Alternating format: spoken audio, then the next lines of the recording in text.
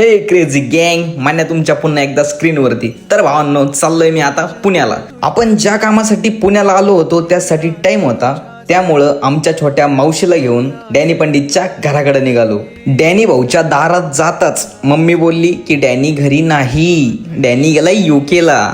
हे ऐकून मला उलसक सुद्धा वाईट वाटलं नाही. थोडासा पोटाचा विचार केला आणि आम्ही दोघं मायलेक डायरेक्ट बिर्याणी खायला गेलो. बिर्याणी खाता खाता विषय निघाला, तुम्ही आमच्यावर जळायला लागले आला आमच्या ध्यानात. तर हे ऐकताच आम्हाला आशा मावशीची आठवण आली. मग त्यानंतर आशा मावशीकडे निघालो.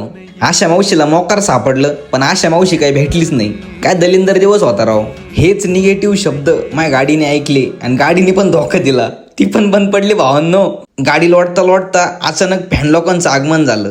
चला काय विषय नाही, त्यांना भेटलो आणि आपल्या पुढच्या दिशेला निघालो. पुढची दिशा म्हणजे पोट पाण्याची दिशा.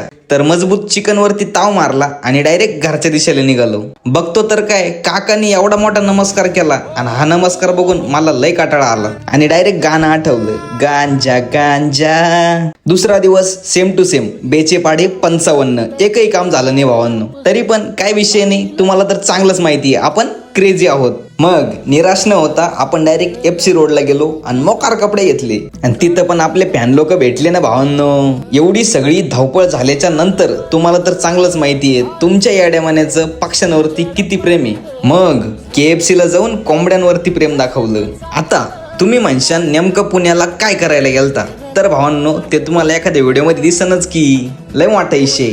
पण एक गोष्ट मी मान्य करतो, प्रत्येक गोष्टीला रिजेक्शन्स आणि प्रत्येक गोष्टीबद्दल निराशा बघून मला हे रिअलाइज तर 100% झालं भावांनो.